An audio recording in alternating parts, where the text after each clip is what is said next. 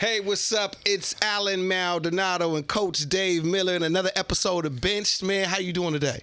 I'm doing great. Glad to be in the studio. Okay. There's something that I think we got to hit right off the top of the show, but since you're the host with the most, Yeah. let's go. All right, let's get right into it. The OKC versus Lakers last night. Wow. Well, wait, I didn't mean that part Wow. of it. Wow. What team did you pick? I mean, I picked the Lakers. No, I you picked just stuttered. I picked the Lakers. I thought I had a feeling. It was the wrong feeling because by the second quarter, it was over. So Well, after 3 minutes, I turned off the Black Eyed Peas. I got a feeling because I was watching the game, listening to the vibe you gave me, and it did not work. No, not at all, man. Very disappointing loss for more ways than one, being that I now owe you dinner.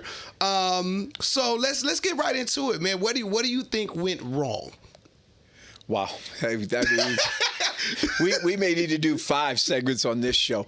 You know, the most important thing is it really taught me that this team is inconsistent. Okay. Think back to last week when we were in these chairs. Mm-hmm. They had just beat the San Antonio Spurs. That was the best win of the year. Correct. Then they take 2 days off in Atlanta, eat some wings, right? And like you said, the dub.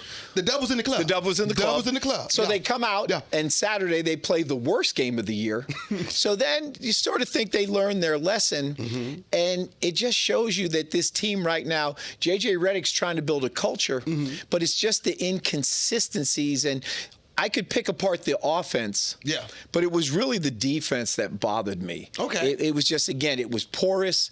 It was reactive. You know, they gave up points in the paint. Yep. And the one thing as a coach that really bothered me, they came out one time and half the guys thought they were in a zone, and the other two guys thought they were man-to-man. Yes. And, there's got to be accountability. There's got to be accountability that when the player gets the directives, they've got to be able to carry out on the floor, and that's not hard to do. So I guess my question is, do you think that's being on the road, or what do you think that is now, being that we're 8-4 and we're still figuring things out? Although we had a great game against the Spurs, this game turned out extremely different. So what are some things that you see that we can get better at? Well, I don't think that it's being on the road, because I actually think that players, even though you have home court advantage, when you're on the road, you're really more focused because you leave everything at home. You leave the clutter, you leave the baggage. You can put a fake name at your hotel room so people can't call you. You know, most of the NBA players, and I can't give you the names, but like if you want to get them, they're under an alias, and they're funny aliases, man. It is cray-cray. Sometimes I would put my name like Chris Paul or Gennaro Pargo, because I'm hoping to get their calls. Yeah. Because nobody called me. Some of them slide in there. Yeah. But anyway, so it's not being on the road. I think that's where you bond. And being 8-4, which again, knowing we're not going to rehash it, not having LeBron for any games, Luka and Austin, playing in and out periodically, the change of lineups. We'd take 8-4, just like when I asked you if we were 7-3, would you sign off on that? Right. But being on the road has nothing to do with it. I just think it's a new group. I don't want to say it's a young group, but it's a new group. Right. And as a coach, man, that's why you pull out your hair, because you're like, I just told you, you're either, 1 is usually man, 2 is zone, 2-3 zone, or 3 a 3-2 zone. So how do you forget from the timeout and go out there and be discombobulated? Right. There were things that they were very reactive. I mean, when you look out there, it's easy. The easiest defense at any level of basketball to teach is, if my man has the ball, I don't want to let his shoulders get by my shoulders. So you can sit down in your stance, right? You can step slide, Step slide, never cross your feet. And keep your head on the ball, and the player on offense can't get by you. But there's got to be a passion. I didn't see them talking. There's got to be you got to talk. So do you think it's more X's and O's or effort? Both with this team. Okay.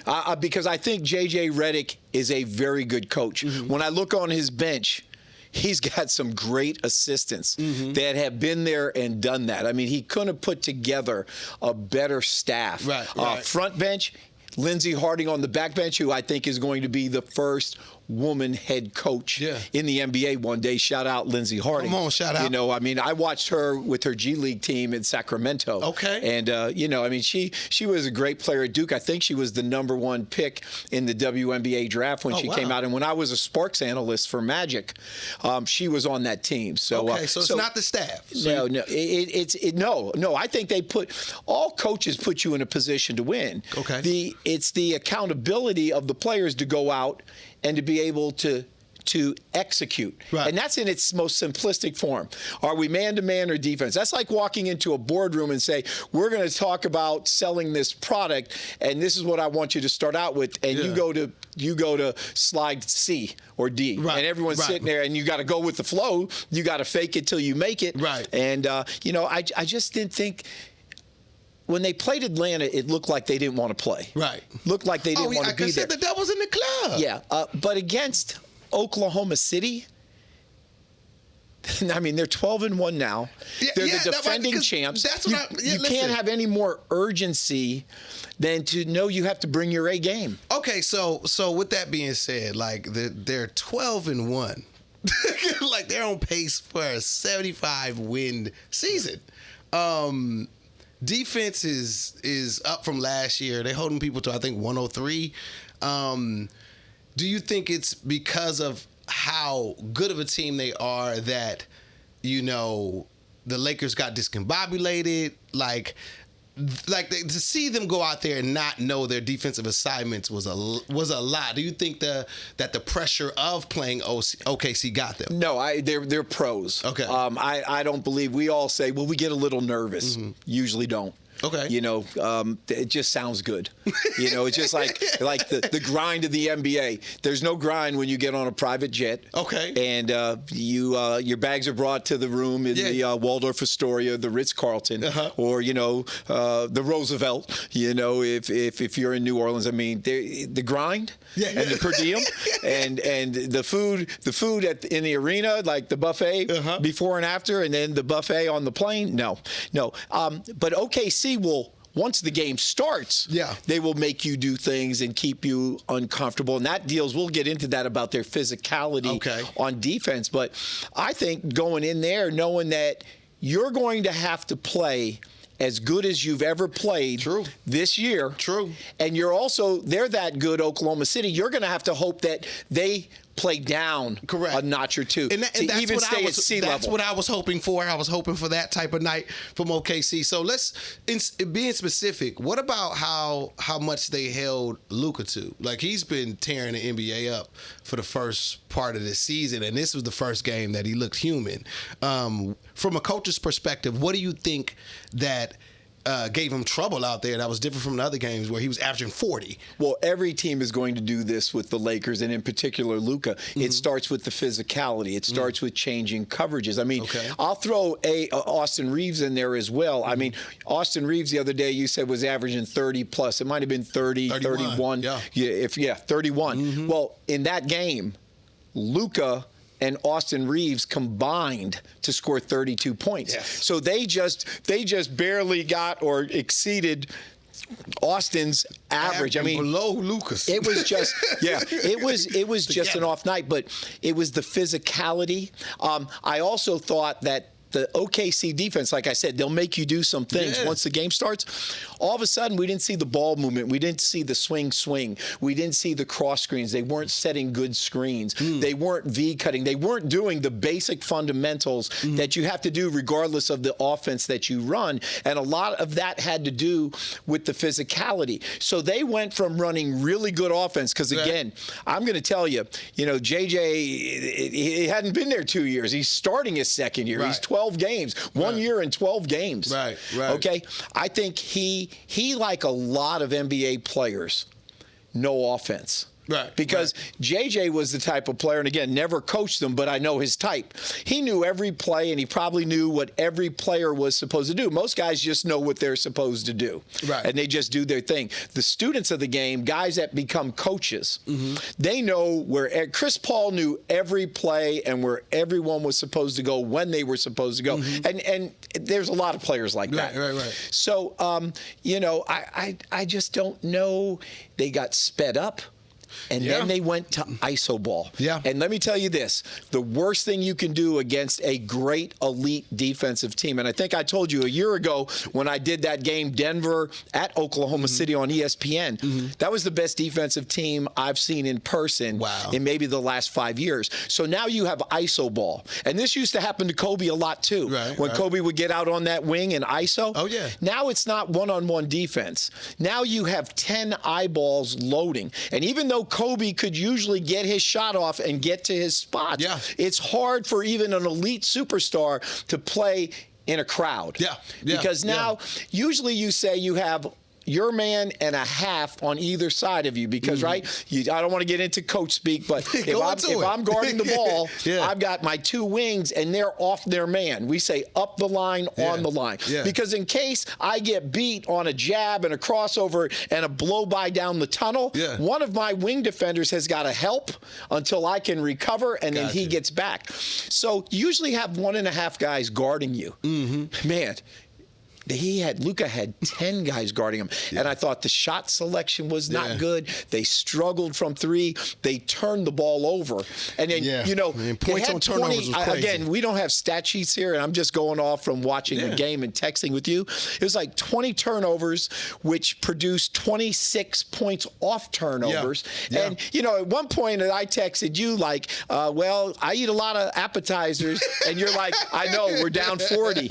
And you were down 40, and I was thinking about crab cakes, calamari, and some octopus. It was bad. Okay, so speaking of coaching, sort of the players, let's take this moment for sort of a special segment that I think is great for you, coming from a coach with your experience. I want you to take a moment to critique JJ's coaching thus far this season. And as far as a coach, what would you do in this particular situation? Being 8-4, the guys seem to be inconsistent, especially on the defensive end. If you had an opportunity to coach the coach, what would you say to JJ? Well, I think he's done an unbelievable job based on no LeBron, the injuries, the lineups. Haven't seen Gabe Vincent. I forgot his number, on his jersey. Come on, Gabe, we remember you, baby. No, I love Gabe. My son actually coached Gabe Vincent at the University of Santa Barbara. And, just a little insight for Laker fans. When a new staff comes in, the new staff is coming in because the other coach either wasn't good enough or was really good and took another job or retired, So they didn't know Gabe. And all of a sudden you bring in new players. And when you bring in new players, you got to go with your players. If everything was good, the old coach would still be there. And they, Gabe, they told Gabe, man, you'll play. And I don't want to put words in anybody's mouth. This is mouth. This is me just remembering the situation in the sense that, Gabe, we want you. There'll be a spot for you, but it might not be as big a spot and role as what you've had. And then, as my son said, it took about 3 days of practice, and they were like, okay, he's the man. But he was willing to give up what made him a great player in order to get drafted for the success of the team, to fit in and to be a part of that new regime at Santa Barbara. So, he's the type of guy that I talk about at my camps all the time. Selfless. And then, hey, if you got game, you go to the league. Everybody knows who can play. It's the internet, right? There's cameras, there's phones, cell phones and all this. But so in regards to JJ, as far as what he would say to his players, or what would you suggest for him? And that's what patience, because he's put them.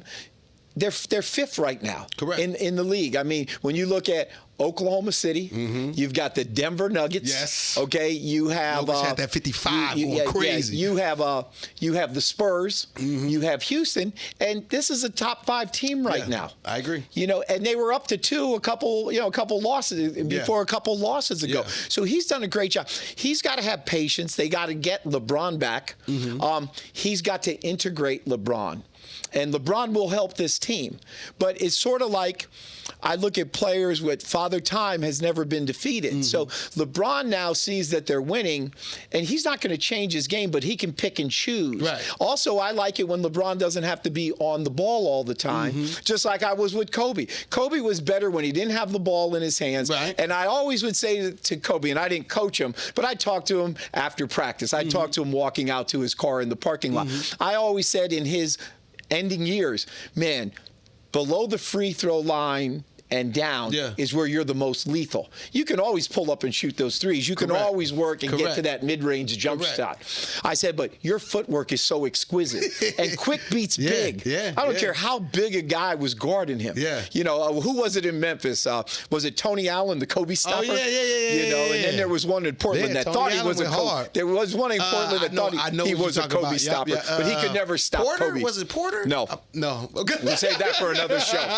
Okay. Okay. All right. But anyway, but my next question is this: I'm glad you brought up LeBron, just because with LeBron coming back hopefully soon, I would love to get your perspective as far as how you reintegrate a player of his stature in the starting lineup.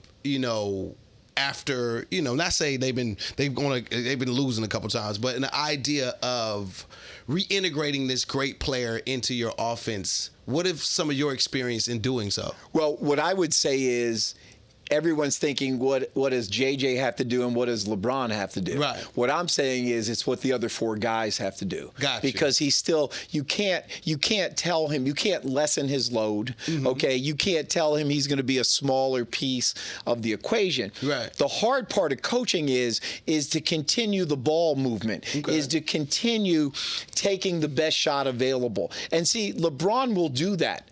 Because LeBron's always been criticized for passing up that. We talked about this in episode 1 when he wasn't clutch. Before he started winning championships and before he became the all-time leading scorer in the NBA. Is that LeBron always plays the right way. And that's the one thing I like about Bronny. That's the one thing I like about Bryce at the University of Arizona.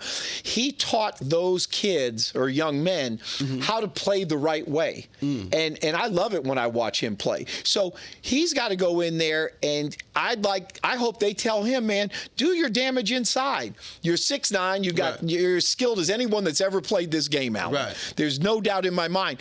You don't have to settle. You can have a heat check here and then.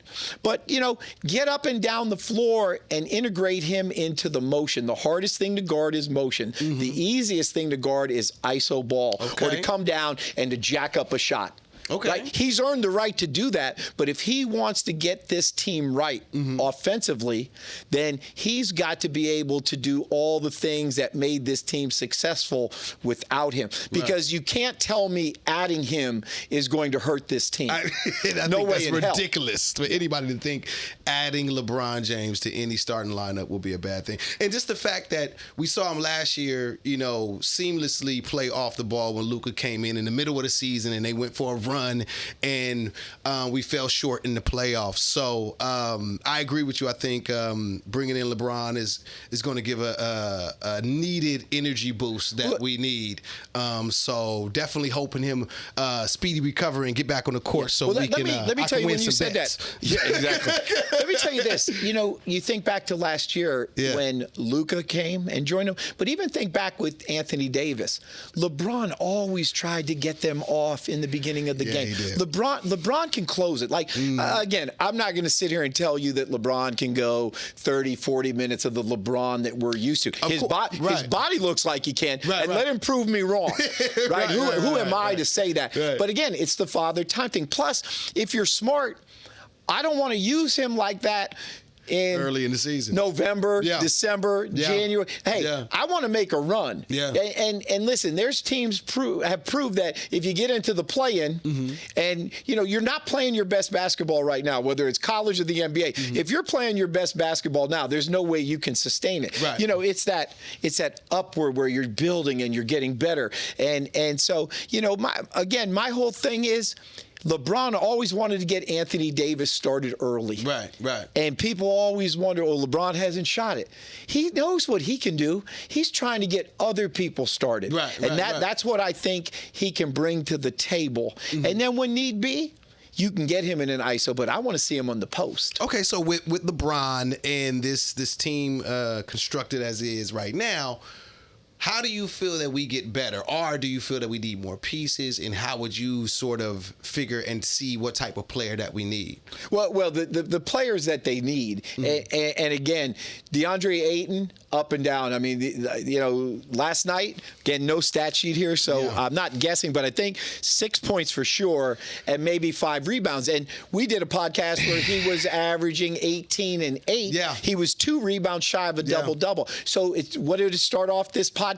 Consistency. Correct. Consistency. I liked in a bunch of games when he was patrolling the paint and block shots. But your big doesn't have to block every shot. He's got to alter shots without fouling. He's got to be there for a drive-by. He's got to be your center fielder. If everything's in front of me right now and I'm looking out at my point guard, I got to be yelling screen left, screen right. We've talked about that from a defensive standpoint. But this team needs shooters. Okay? There's a lot of teams that have takers. Yeah. I don't like takers. I want makers. And every other coach at any level of basketball, you can take it. I want you to damn make it. Right. You gotta have them. And then they need wing defenders. They need length. They need 3 and D guys that can get out there and that can lock you down, that can cover ground in rotations. This team, I don't think they played well offensively. I think this was the first team that held them under 100 points. Yeah, it was tough. I'd have to look that up. I mean, it was tough. 121 to 92. So I think that was the first sub 100 game. So the offense wasn't good, but I keep hearing people talk about, they're going to have to outscore people. That sounds good. It sells tickets. But there's been no team at any sport that has won a championship without their defense, right? Yes. Offense sells tickets. Defense wins championships. So they're going to have to shore it up. So we're waiting and see with DA. And I love DA. But can you bring it every single night? That's what a pro is. Yes. I ask this, a little off, we go off here and there. Okay. I always ask guys that when they retire, I go, how'd you know it was time to retire? And I mean, almost every pro I've ever asked that. I'd be great for 2 games. I'd have an off night. I'd come back and have a great game. I'd have 2 bad games. That greatness. Yeah, and the ones that can face reality and look in the mirror go, it's time. So I had another question, just outside of the Lakers, but more of towards your coaching experience. Was there ever a time where you had a team and a star player goes down, or just a player goes down, an important player, and you have to bring him back into the, bring him back onto the team and how it affects the chemistry? What worked, and were there moments where that it didn't work? Always worked. Always, okay. Always worked because, again, the players are just as smart as the coaches, especially in the NBA. Okay. In college, a little bit different, but most of them know that that's your guy. You've heard of Gladys Knight in the Pips. Sometimes things just pop into my mind. Yeah. Gladys Knight in the Pips. Yeah. Gladys Knight was great, but if she didn't have the Pips, it's not Gladys Knight in the Pips. And then the Pips are looking there going, she's got laryngitis tonight. Which one of us is going to sing? The Pips know there's no concert, and if there's no concert, there's no bag. And if there's no bag, you don't get paid. So the Pips know that you got to have Gladys. It's just fascinating on this. I'm asking because I'm a fan, and I've never been a coach aside from the 2 games of my nephew Rec game. I'm 0-2, but I had a lot of heart. But and you don't know how to pick games. I had a lot of heart. I had a lot of heart as a coach. It was great out there. Did you mean heartburn? It was. I'm pretty sure, man. Almost. It was either heartburn or gas. With the opposing coach. It was crazy.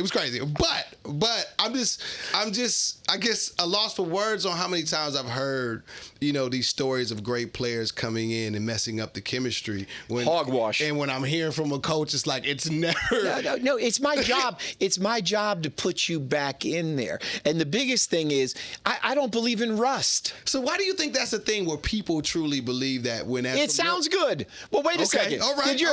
Wait a second. I just want to know. Wait a second. I want to know. Did your mama ever tell you after you ate a sandwich that you had to wait 30 minutes before you went into the pool? Right. I did hear that. I did hear that. All respect, I'll use my mama. I won't talk about your mama. Please don't. Yeah. That was, when my mama told me that was bullshit. She just didn't want to watch me in the ocean in Atlantic City. Right. 30 minutes is not digesting, or don't ever swallow your gum, David. It'll never digest. Yes, it will. Okay, so... All right, now that we're 1-2, I believe we're 2-2 because we got the dub in the club.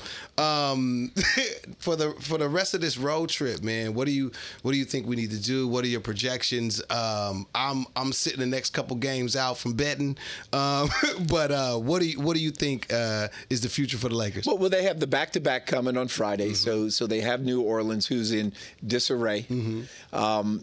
And then they have the Bucks. I think there's a guy, Giannis. Yeah, the Greek freak, MVP candidate. So it's, to me, and I would never say this to a team, but this is now coach to coach talking. It's like, that's a must-win against New Orleans. And I'm not just talking about the score. That's a must-win in the sense of we must defend, okay? We've got to run better offense. We've got to take care of the ball. I think the rebounding was even last night, but we still got to get second chance points. Right. We have to do all the things that we did those first couple of games out the chute. Right? And again, it comes back to that word, consistency, connectivity. It's a simple game. It's a simple game to play. So, New Orleans, if we're the coaches of New Orleans, if we're the players of New Orleans, we're thinking, man, we got this. This team is up and down. They've had some bad losses. Right. They're not together. You look at their defense. Yeah. The players watch the games on TV, right? Right. NBA TV, right? You get any game you want. Well, they're porous. Oh, I got that matchup. So they have this confidence, and whenever you play the Lakers, whenever I remember growing up, the Dallas Cowboys. Whenever you play the Dodgers, man, that's a lot of teams Super Bowl or World Championship. That's the biggest game on the schedule. So they're going to be riled up. And the other thing, when you said what didn't I like about the Lakers, it's almost like I always say hit first. Right. I want to come out of the gate and I want to smack you upside your head so you know this is going to be a fight.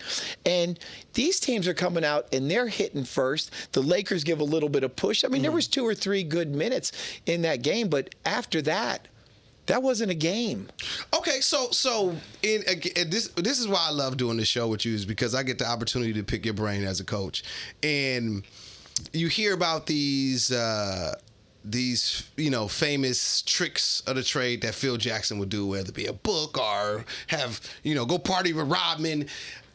What would be your coach's tactic right now to sort of boost the morale or get this team back activated for the rest of this road trip? What would be your tactic? Like, what would be your thing? Film breakdown. Okay. I mean, I would just show them first of all, you got to show good possessions, because I don't care if they're NBA pros and I don't care how much money they make. They're human beings, and when you come at them right away, all of a sudden you close the communication gap. Gotcha. So you have to show the good things, and I might even go back and show them the good things that they did against San Antonio. Because again, there's so many coaches and there's so many great young assistants that are film, video coordinators, assistant coordinators. I would want to show them what worked. But then after those 12, 15 clips of what worked, then I'm going to show them where we've regressed. And there's a word we use all the time. It's slippage. You always have slippage. And as a coach, that's the paranoia that you're always going to have slippage from the practice to the game, from the walkthrough to the game. Might be minute. It can't be not knowing if you're in man or zone. Right. Okay, that's not slippage, man. That's the Titanic. Right? Was Leo who Leo was in it. Leo was in it. Yeah. Was he on the top? He could have got on the board too, but we're not gonna debate that. But anyway, that's not slippage, man. That's hemorrhaging, and you can't have that. But you just have to show them what they were able to accomplish without LeBron, without Luka. And to me, it all starts with an energy. They've got to come out and they've got to have a quicker start. Okay. Number two, they have to come out, and I would show clips of this. They have to be physical. Yeah. They have to do their work early. When a teammate shoots it and a shot goes up, they have to do their work early and get around their man that's trying to block them out and be in an offensive rebounding position inside their defender. And again, you can't beat them. You know, we're 12 games in. You got 70 games to get better, and they will, but the film never lies. Okay, so in your experience, like, I want you to, dig back into some of your, in your coaching days. Were there ever something that you did that I guess it didn't work, or just like a hilarious story? Like, let's imagine if, they said go party with Robin, and then all of a sudden now he lost 3 players that's out partying for them. Like, is there ever a situation where it's like, oh, I tried this and it was just it didn't turn out the way you wanted it, or it just didn't work, or you had to try something different? Well, I think we have a lot of them, none that would be funny to tell. Okay. Because they either work or they don't. Gotcha. But I remember we had a player that was this was in college, big-time player, and all of a sudden the team was playing so well, he just couldn't get his rhythm going. So then the key was, and I was an assistant, the key was telling the head coach, we got to run some pick and roll, but let's invert it. He was a center. He was 6'9", and played power forward in the NBA, and he made it and was a very good player in the Pac-10. But I just said, let's invert our pick and roll and let him initiate the pick and roll. So instead of having our point guard have the ball at the top of the key or come down into a drag pick and roll, let's have I almost said his name, and I don't like to use names. It's all right. He initiated because he was so skilled, he could bring the ball up the floor. Right. And we were doing that before a lot of NBA teams were doing that. But that's where Henry Bibby brought, in college, he brought all those NBA nuances. It's crazy. And again, we digress, but let's talk coaching. On that team at USC in 2001 that lost to Duke to go to the Final Four. We had a playbook. I may bring it in one day here. I still have my leather-bound one. But it was about that thick. It had 85 plays in there, and they were quick-hit NBA plays. Okay? But out of those 85 plays, there were 5 to 6 options before we got into a baseline staggered, which got us into a high-low. And our high-low was for Brian Scalabrine and Sam Clancy. Who were 2 guys that were our 2 best players. And every player on that team knew 85 plays with 5 to 6 options. Oh, wow. That's unbelievable. I take that when I go speak at All-American camps and to high school camps. And how long did you have that team? I mean, we built it. The freshman Scalabrine had 3 years, but Sam Clancy played 4, Brandon Granville, Jeff Trepanier, David Bluthenthal. But think about this. You've been in movies, you've been on TV shows, and you've written and directed. Picture if you had to know 85 different lines on set right now, not knowing what the character that you're doing the scene with was going to ask you. How many people could do that? 85. I mean but that lets you know the great because I would be able to do that because that's just it's improv. That's just a task a talented actor could do, but not very many can do that. That's what I would think. That's what I would think. And I'm telling you, you couldn't get on the floor. We had so many plays that it's when when coaches pull something out of there, it's when you wore suits. I had like 7 laminated cards, and I remembered the plays because that was my job, but I wasn't a player. Right. So I'm on the bench, and I know a sub is coming, and I'm looking over here, and I'm going, hey, I think, let's just say inside action was working. Right. So I'd say to one of the guys subbing in, man, take a look at this card, man, and refresh your memory. Because 85 plays. We were one of the hardest teams. Mike Krzyzewski, after he beat us in Philadelphia in the Elite Eight, he came over and shook hands, and back in the tunnel, he said, that was the toughest team. And they won the national championship 2001, that Duke team. He said that you all were the toughest team that we had to guard the entire year because of all the sets that you run and all the options. Wow. That's what basketball is. And the NBA is no different. Everybody thinks it's run and gun. Right. We've talked about this. There's push game. That's the best offense in the world. Right. Create your offense off your defense. No go. Now predicated if you're coming up the left-hand side of the floor, what you're going to run in secondary, the right-hand side. And so you have to be a student of the game. So to tie this into your question, this team has to get back to knowing their defensive principles, their defensive rules. They've got to talk. They have to be proactive. They have to be on the balls of their feet, and they have to cover ground. When that ball is passed and you're closing out on the flight of the ball, you have to be there, and then you have to know, is it a hot closeout or a cold closeout? Do you know what a hot closeout is? What's a hot closeout? When it's a shooter. It's hot, man. You got to be there and take away the shot. What do you think a cold closeout is? For a person that can't shoot. A non-shooter where you still have to be there. He's a pro, so you got to be there in case he rises up. But you're an arm's distance away where you can cushion the drive because you know he's bringing it to you. Got you. So a non-shooter or someone that's shooting 33 or below from the three, I'm not coming up on his ass. Right. I'm coming and saying, drive it. I'm down in that stance. Yeah. Get to it, coach. Get into it, coach. Yeah. I got my nose right on his belly button. Well, you can pump fake me. You can ball fake me. But guaranteed, give me belly button fake me. Wait, give me a jab. Give me a jab. No, sit down, sit down. But give me a jab. Okay, the minute you jab, I'm gonna jump back. I'm on the balls of my feet. I'm gonna jump back that much backwards. And you say, why backwards, coach? Because it's the angle game. If I'm up on you in arm's distance and you jab me and I'm leaning back and you cross over and I'm leaning, boom. It's either strong drive or it's a swing through, rip through, and now you got me where you go knee to knee and get your shoulder by my shoulder, which is the basic defensive principle of any level. But when I jump back, I'm giving me more of an angle that when you do drive on me, I can step, slide, and beat you to the spot. So you gave me a jab. Give me a head fake, pump fake, head fake, just a head fake, right? Or just a little, a little shimmy. You got a ball fake. Give me a ball fake. I ain't taking your ball fake. Now, try and give me a belly button fake. It ain't gonna happen. Try. I can't belly roll up in here with the Well, I don't want to see your belly button. Move your belly button. Belly fake. What you just did? That belly button, where that belly button is where it's going to stay there. And then the only thing I got to figure out is it an innie or an outie, and that's TMI. Okay, all right, coach. All right, so. How do you get me on these topics, man? Listen, man, I love picking your brain as a coach, man.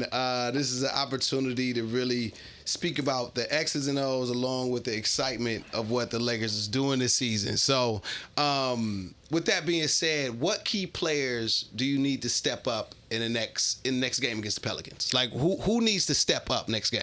Aside from everybody, but I was going to say, what key person do you think? I'm going to give you three. Okay. Because this is what disappointed me maybe the most. Okay.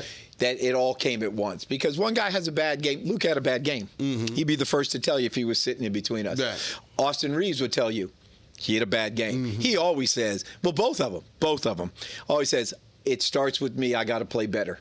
You know, Austin Reeves, I said it a couple maybe two podcasts ago, say that's the type of guy you want to marry your daughter. I mean, they don't come any nicer. Right. They don't come any nicer. And you could say that for a lot of players on this Lakers squad because they have character. Yeah. Right? And they're just good guys. DA would tell you 6 points is unacceptable. You know, and I don't know how many minutes he played, but the reason I give you those three is because of the 5 starters, 3 of your starters had subpar games. Yeah. So Luka, who's the head of the snake and eats first. Austin Reeves, who was averaging 30 plus. And then DA. So 3 of your top 5 players, for lack of a better phrase, no-showed. Gotcha. To what I would expect them to bring. So those are the 3. And when you struggle, you can't go to the ISO game. You know, don't go away with what, you know, has McDonald's changed? What's the number one thing at McDonald's? I'm gonna go with the French fries. Or the Big Mac. Well, the Big Mac. The French fries don't make money. Yeah. The Big Mac makes money. Okay. What's the number one at Burger King? Oh, we're gonna get that Whopper. Yeah. Yeah. If funds are low, Junior Whopper. Yeah. You know, so you can't change. Good companies don't change things. Right. They keep it there. Now they may add the McRib, and I saw a billboard. I think the McRib is coming. And the only problem with the McRib is that I like to eat in the car. And it's just so saucy, and I get the extra onions and pickles, and you just can't eat that McRib. I hope someone from McDonald's is listening. Right. We get all the fast food sponsors. Yeah, we need a sponsor from the anyway. So don't change it. Don't go to ISO ball. Go to moving the ball. The only way you can beat Oklahoma City, and only one team has, okay? The only way you can beat that defense is ball movement. Yeah. And it becomes a chess match. It's like, take a rubber band and you stretch this rubber band, and if you keep pulling this rubber band, what does it lose? Elasticity. That's just like a defense. When you get the ball from, good offense is getting the ball from the first side to the second side to the third side to inside to skip pass, and you're putting that defense in scramble mode. Okay. When you're just playing ISO, again, you got 10 eyeballs guarding the ball. If I get beat and you're my teammate on the wing, you got my man. If I can't recover, I'll go take your man. And we call that talk it out. That's the communication when JJ said championship shape, championship communication, right? That was sort of that mantra, you know, that he gave. And so, you know, it's just guys have to show up, and Luka put the ball on the floor. Right. Get to the hole. They were, to me, the best mid-range shooting team. And again, I don't have stats. It's easy. It's easy when I was on TV. Man, we had the best behind-the-scenes people. You had every stat. You had everything. And you had this ranking and this intel. You know, I just go with these. Yeah. That was last year the best defensive team I saw in Oklahoma City. Yeah. This Laker team in the 11 games, I thought was the best mid-range shooting team. Wow. And that's a lost art. I don't think they're a good three-point shooting team. No, I can agree with that. They haven't proved to me. They haven't proved to me. I know Luka and AR, they shot 12, and maybe it was 3 for 12. Again, I'd have to look that up, but they did not shoot a good percentage. And I can't stand it when, you know, a shooter like JJ Redick, if JJ Redick misses a 3 and he was a player, he knows the next one's going in whether it does or it doesn't. That's a shooter's mentality. But there comes a point in time, man, as a team, if you're not knocking down threes, you got to feed the beast inside. You got to find someone to get either on the dribble drive, get into the lane, pull up, floater, pull up, jump shot, pull up when you attract a second defender, drop to your big. Let's go ahead and get into benched. Coach, I'd like to start with you. Who would you like to bench this episode? Or what? Yeah, I mean, it just, thank you. I'm going to start with something that I saw that I really did not like, and I usually don't mention names, right? I've been giving you a lot of names with the stories we tell. Names, okay. Naming names. I mean, it's no secret. I was watching the Toronto Raptors versus my favorite team growing up, my Philadelphia 76ers. Okay. Right? That was my team. Yeah. And Brandon Ingram, and it was a 130 to 120 loss. This didn't happen after the game. It was during the game. It was in the third quarter, if my memory's right. And Ingram comes out of the game, goes down to the end of the bench, and he takes a water bottle. And I don't know, I didn't see if he took a sip of it or not. I'm assuming that he did. And then he just throws the water bottle down on the floor, and it pops up, and it hits the bench attendant in the face. Oh. And if my memory's right, bench attendant had glasses. I don't think the glasses fell off, but I remember seeing glasses. Mm-hmm. So what if it would have hit him in the glasses and broke his glasses? Mm-hmm. What if it would have hit him and the glasses cut in, on my little things here on the bridge of my nose? Mm-hmm. And all that I don't believe happened. But Brandon Ingram then sat on the bench and he had to see it. And one of his teammates was on the floor. Sometimes players sit on. I can't remember where the teammate got I can't remember it, but the teammate got wet as well. Yeah. And at no time did Brandon Ingram even mouth the words, "I'm sorry, are you okay?" Get up. I've seen NBA players when a drink gets knocked over on Gucci Row, front row, home or away with the Lakers, that the player, or he falls into him, the player will come over to a cameraman, "Hey man, you okay?" So what happened to play before? Like I think I've seen a glimpse of it. I just saw this happen. I'm watching multiple games at a time. But my point is, where I want to bench Brandon Ingram is that he never acknowledged that he hit the kid with a water bottle unintentionally. There's no doubt it was an accident. But you got to get up and you got to say, "Are you okay?" You got to put your arm around him and say, "Hey, man, that's okay." And then it got worse. It got worse? Yeah, because now the kid is down and there's 7 towels on the floor. They have to clean it up. And I think there's other ball boys or attendants that are trying to clean it up. Maybe is the game still going on? Oh, you can't. No, I don't think it. Yeah, it might have been. You can't see it because the camera's zeroed in. You can go on the internet and find it, I'm sure.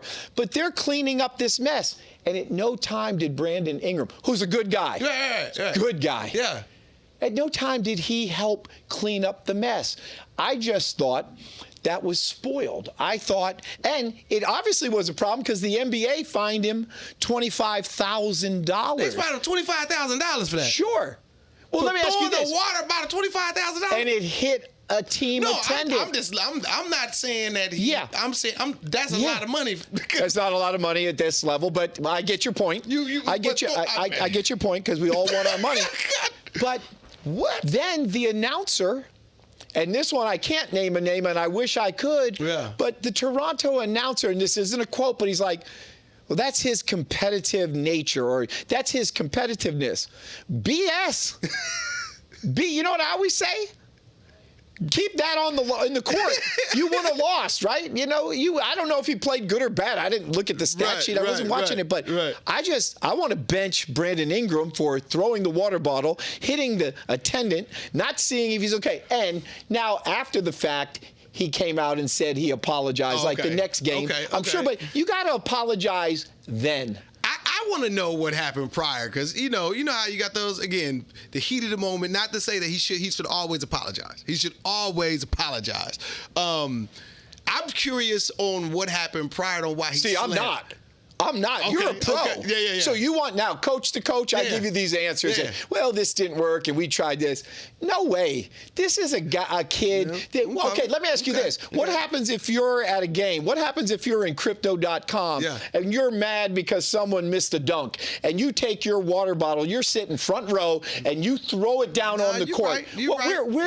What's going to happen to you? I'm not defending it. I'm definitely not. No question. Ladies and gentlemen of the jury. I'm definitely not defending it. What is going to happen to Allen Maldonado? You are going to be escorted out of the game. I'm trying, Brandon. I'm trying for you. Hey, I am too. But this is benched. This is benched. Yeah, no. You know what? No, you're right. He was with the Lakers for 3 years. You're right. While I covered the Lakers, I think he's a great dude. But we all make mistakes. And guess what?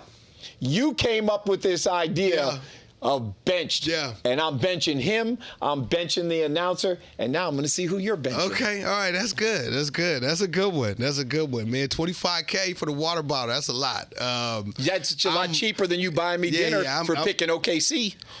You know what? And that's a great. You know what? This is my bench. I am benching the OKC's focus, man. How you gonna come into how you gonna beat us by 40? But like the game was over by the second quarter. I don't like how Shea got the team, playing on the string. I don't like how they defense. I don't like how the coach was subbing 5 players at a time, like it was AAU, because this is such a great team, and he really beat us back. So I'm gonna bench the focus of OKC.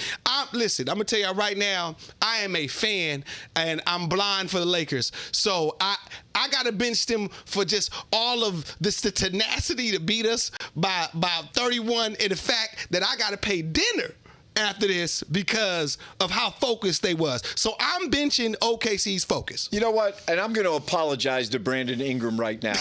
I picked the wrong person to bench. I'm benching my co-host, Allen Maldonado, and I'm out of here. This is the edition of Bench. I have never heard such a ridiculous bench. Listen, I don't like that they beat us by 40, so I need them to have a sloppy game. I need them to have an Atlanta game. Come on, man.